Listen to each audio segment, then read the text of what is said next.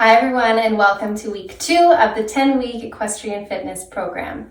If you haven't already, make sure that you go back and do my warm-up video before doing today's workout. Today's workout is going to look quite similar to week 1, but we're already going to start the process of progressing the exercises so that they're a little bit more challenging. So we'll get into our first position. It's the one where your legs are straight out in front of you, and just make sure that you're grabbing your seat bone and pulling it back on both sides to reset our pelvis alignment and that create equal weight distribution between our left and right sides.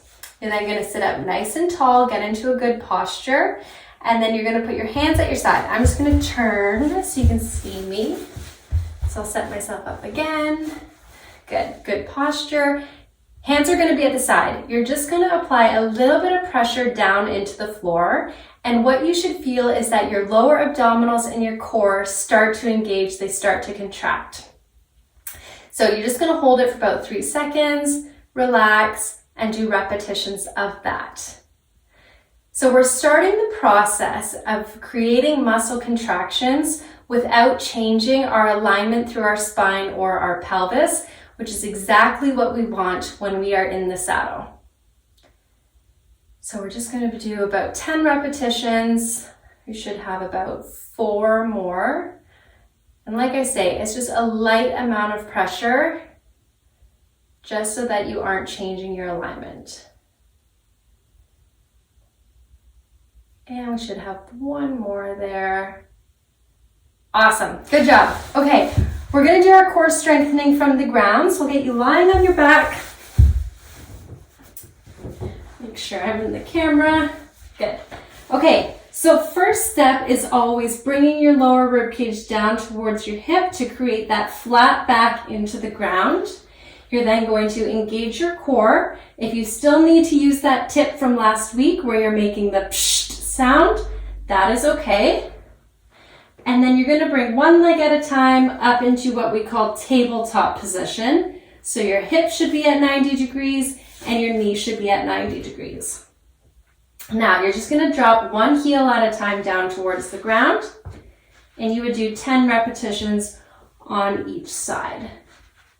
Make sure that your back stays flat and your core stays engaged. Now, if this is starting to feel too easy, what you can do is bring both heels down towards the ground. You should feel this is a little bit harder. You should feel those core muscles really working. And if not, you need to check one of 2 things. First is that your back is flat, and second is that you're keeping your core engaged. Okay, from there we're going to go into our glute bridge. So same setup, we flatten that back into the ground, engage the core, squeeze our glute muscles, lift up off the ground. Now what's different about today is you're going to kick one leg straight out and lower.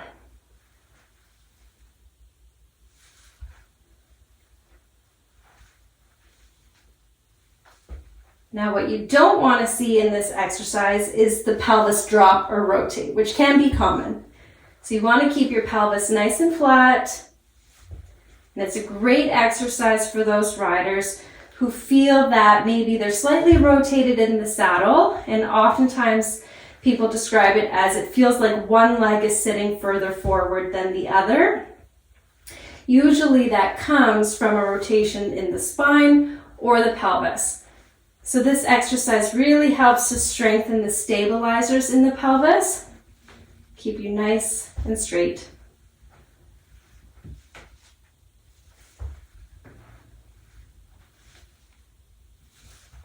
Do a couple more here.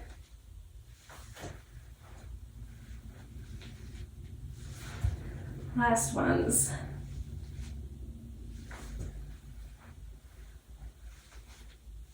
Good. Okay, from there, we're going to come into our sitting position and we will do our isometric crunch.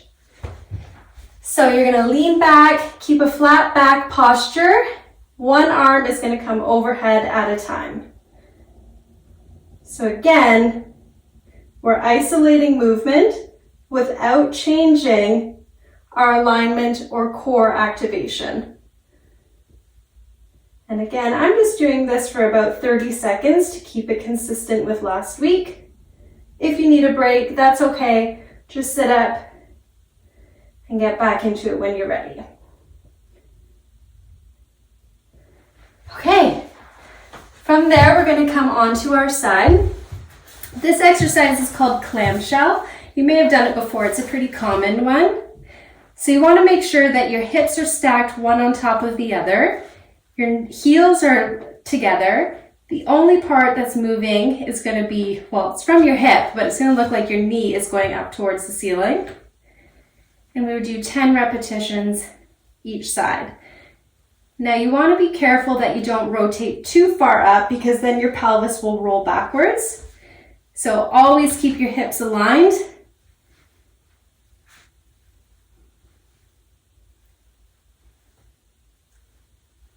And you should feel it just kind of in the side and the back of the hip there. We'll flip and do the other side.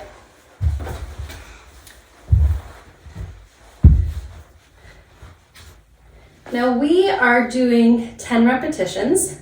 I'm just keeping it pretty generic to start, so all levels can do it. But if you're doing 10 repetitions and it feels super easy, you're not feeling any muscle burn or muscle fatigue, that's when you move up to 2 sets of 10 repetitions. And if that gets easy, then you do 3 sets of 10. Once that gets too easy, then we need to change the exercise or add resistance or weight to the exercise. So you're going to come onto your hands and knees now. So far we have been isolating arm and leg movements. We're going to start combining them. So utilize your cat-cow exercise just to find your neutral spine. You can do a couple repetitions just to ease the back. Come halfway in between, which should be our flat back, our neutral spine. You're going to engage the core and then be really slow and controlled with this. You're going to move one arm and the opposite leg out. Think about keeping that back as straight and as flat as possible so that if there was a glass of water, it would not fall off or spill.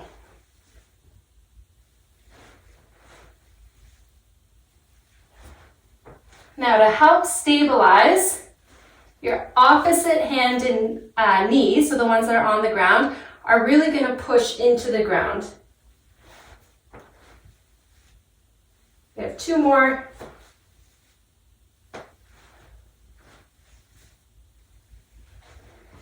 Good. Okay, you're going to stay in this position.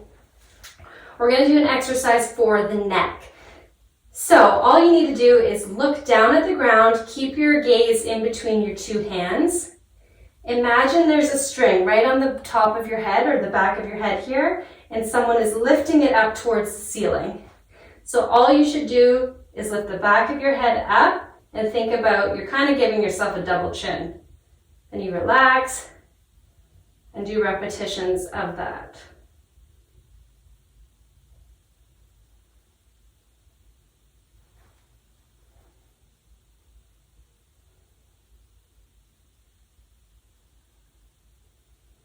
And again, that is more a postural type exercise. So often throughout the day, we kind of get into that slouch posture, our chin pokes out forward and lengthens and then shortens a bunch of our neck muscles. So we're trying to get it back into a good posture. That's a good way to do it. Okay, we needed a chair for this next exercise and a weight. You can really use whatever you have in your house. This is a 10-pound weight here, but if you don't have that, you can make use of soup cans or anything you can get your hands on just to get creative in the house. Use whatever weight feels comfortable for you. Again, we want something that will give us a little bit of a challenge doing 10 repetitions, so you don't want it to be too light or too easy. You're going to drop the weight to the side and then let it come down towards the ground and pull it back up. So like last week, the focus is on the obliques. The obliques are so important because if they get short or weak or too tight, they can create a bit of a collapse in the saddle. And we talked about in our very first week how a collapse can affect our horse and affect their balance. So if we are collapsed to this side, let's say, I'm going to have more pressure coming through my right seat bone. It's going to be pushing my horse to the left. So oftentimes the horse will fall out towards the left a little bit.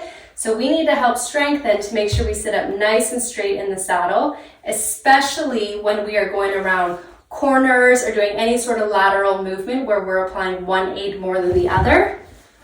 We need to stay straight and symmetrical in the saddle. And again, we're focusing on 10 repetitions, but as I talk, you probably notice that I start to lose count. I'm trying here. And you may find that one side is easier than the other, even with the weight, and that's okay. We'll just build up that symmetry. Okay, change of angle here.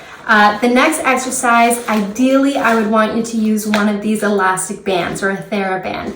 They are so worth having, and we're going to want them in future exercises as well. So if you don't already have one, this is something that's amazing to invest in, and they're so affordable.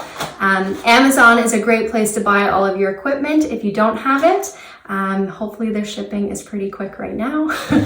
So what you would do, ideally, you could tie this just around a banister, or if you had a pole in your house. I'm in a room right now that doesn't have that, so I'll show you a little bit of a trick. If I just open this door, I can put the band around the door handle, and then just clear that. You just shut the door on the band, and it should be nice and secure, not going anywhere. So I'll try and do this in sitting. What you're going to do now, you can do it in sitting or standing, is you're going to get into a good posture. Last week we were just squeezing our shoulder blades together. I want you to think about doing that exact same thing, but now you're squeezing them together while also pulling through the band. So the band is going to add a little bit of resistance, make things a bit harder. If this setup does not work for you, you can use a friend. The friend will just hold the other side of the band while you squeeze. And again, just doing about 10 repetitions. If you can do more, do more. Just go to the point where you feel a little bit of muscle fatigue.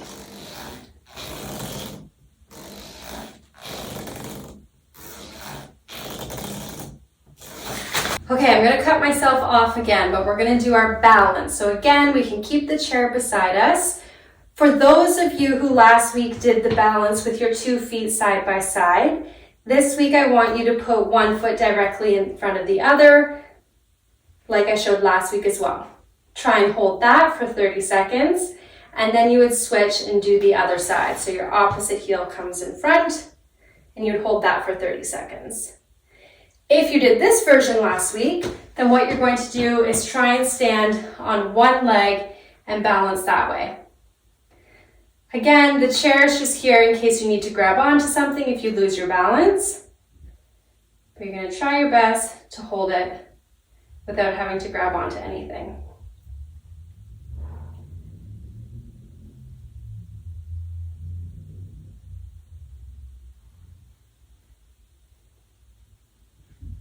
After 30 seconds, you would switch and do the other side. You also want to keep in mind that we want our pelvis to be level even when we're standing on one leg. So it can be common for people to kind of drop their hip out to one side.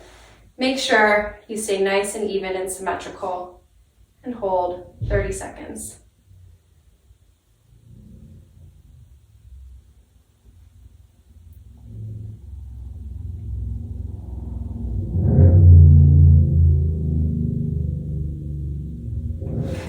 Okay, that is the end of week 2. Try your best to get this workout in 3 times this week, and then we'll progress into week 3 next week.